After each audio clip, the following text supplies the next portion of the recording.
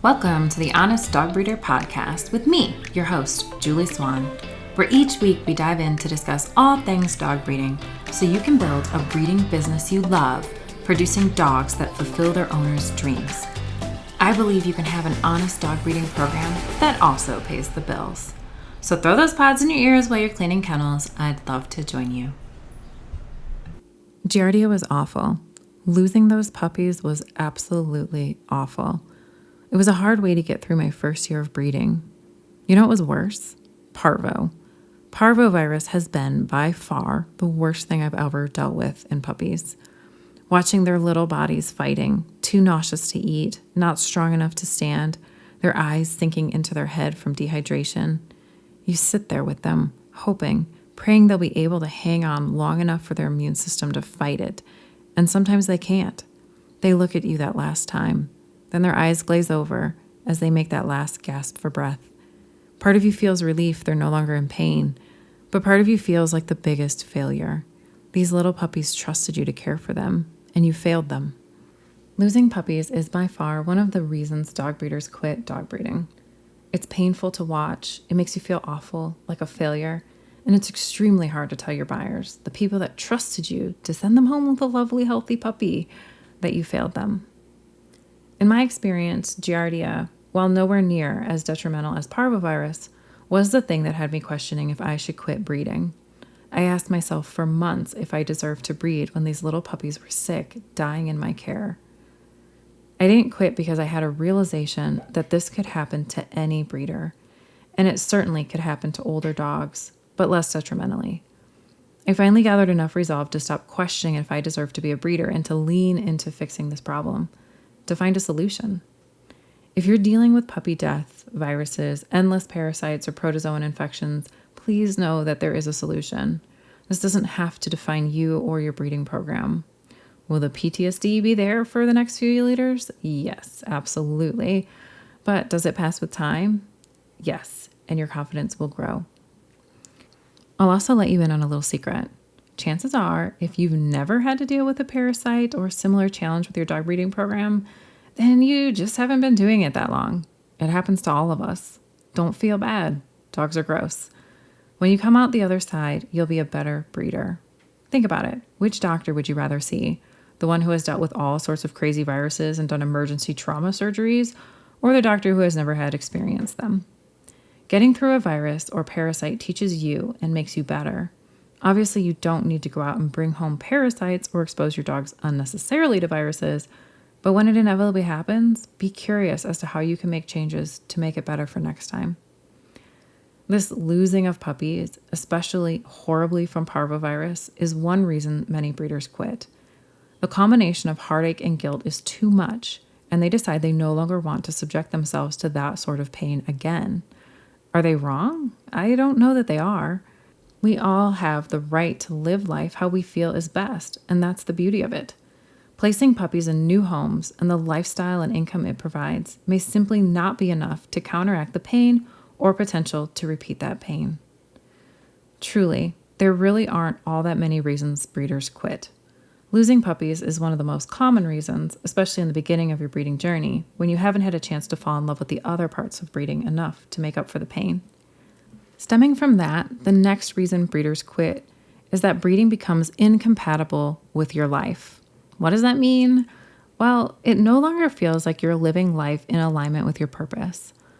Some might think of this as their soul's purpose. Others may think of it as their lifestyle preferences. It doesn't really matter how you look at it. The point is that it is becoming a net negative in your life, something that, when it's all said and done, takes more from you than what it provides, whether that's money, freedom, or joy. If dog breeding isn't a net positive, or at least on its way to be, then often breeders will use this as a way to exit the breeding industry. Here are some examples of dog breeding being incompatible with your life.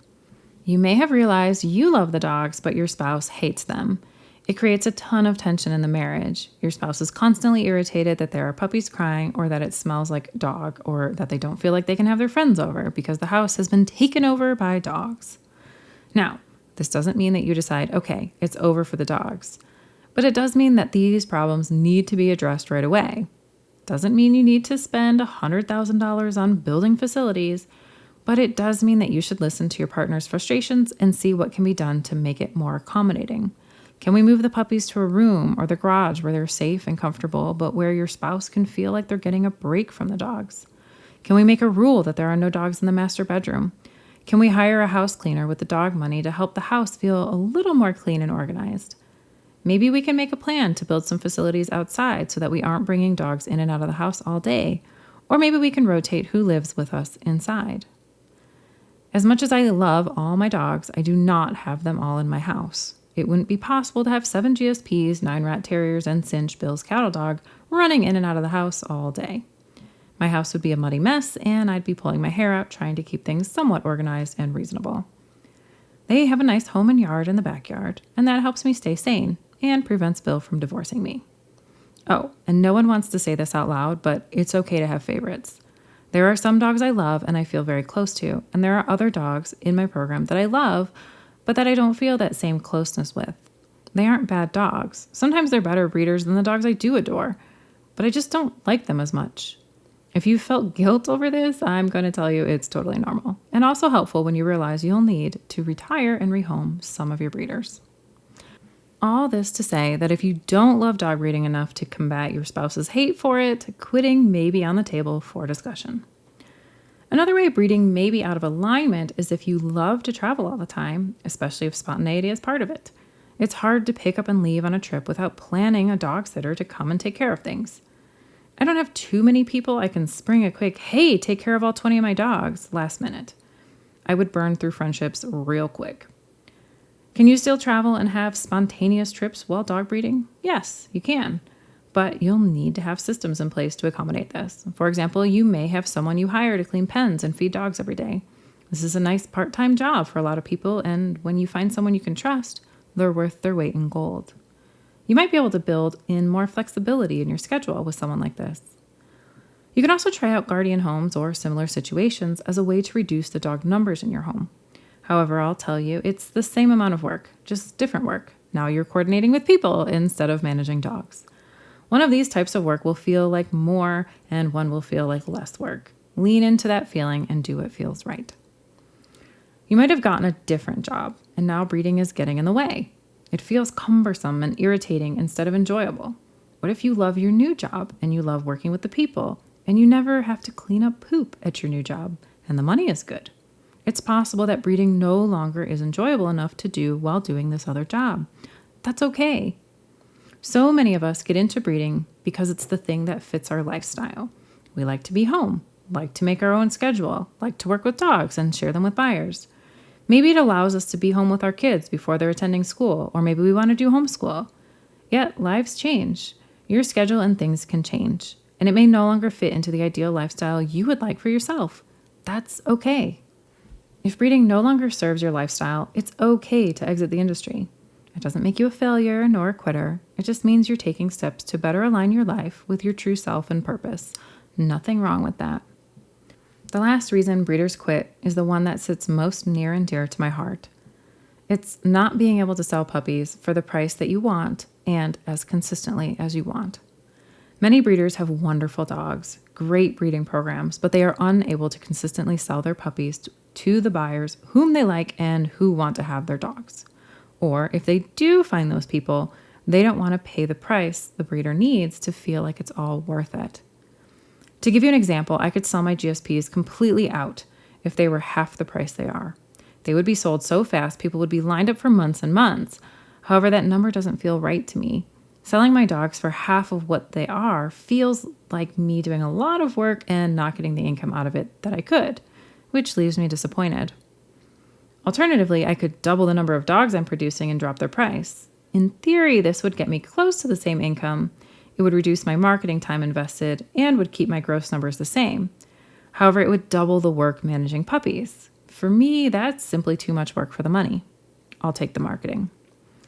Think of it like this. You know what it takes to raise a litter of puppies. Let's say you have 6 puppies born in a litter. If they all sold for $500 and they cost you $100 each to produce, you'd make $2,400 on that litter. Who wants to do all that work for $2,400? Even if you just break that down over the 8 weeks you're raising puppies, that's only $300 per week, less than $50 per day, and only for the 56 days you're raising them. Now, same situation, but the 6 puppies sell for $2,500, although they cost you $500 to produce each puppy, netting $2,000 apiece. So now, when they sell, you make $12,000.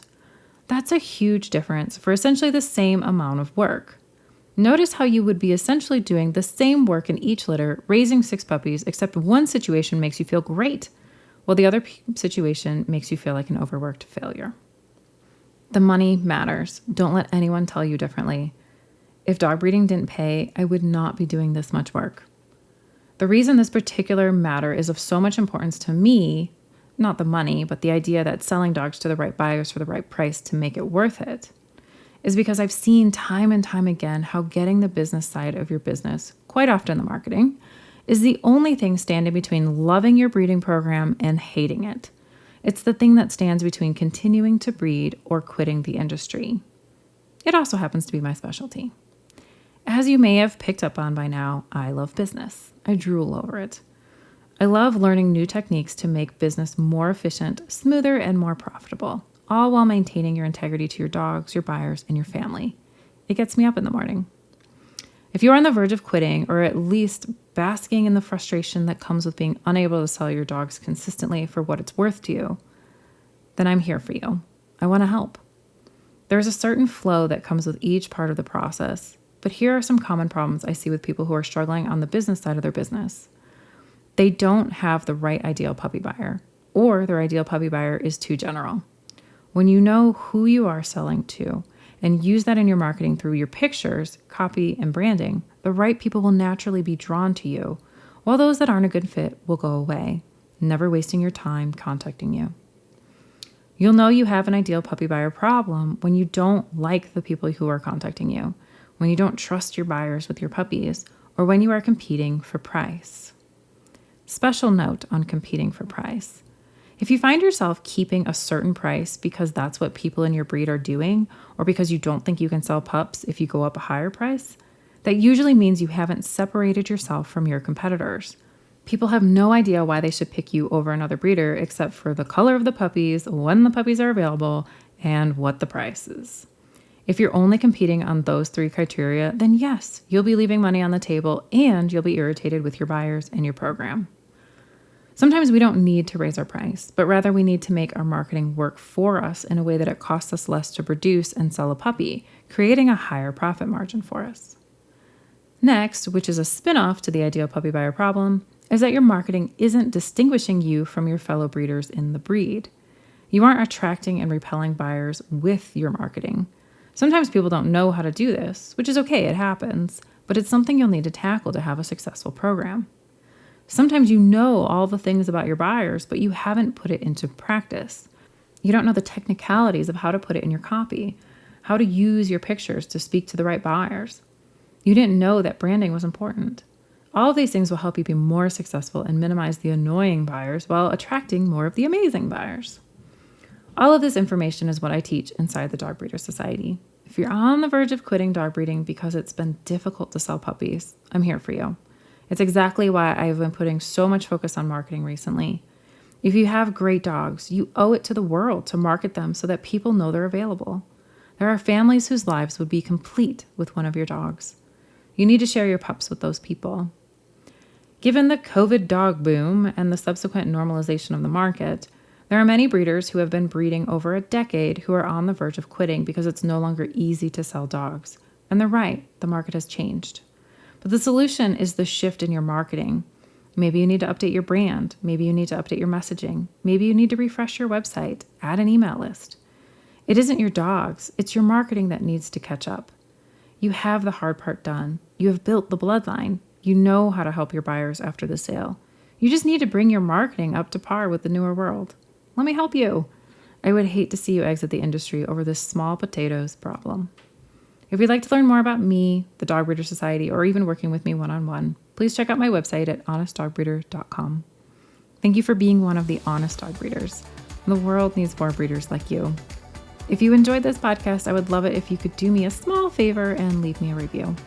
It helps other breeders find our supportive community. Thank you for joining me for another episode of the Honest Dog Breeder Podcast with me, your host, Julie Swan. Thank you for taking time out of your busy day to spend with me. I wish we were swapping stories over a few cups of coffee. Can't wait to see you in the next episode.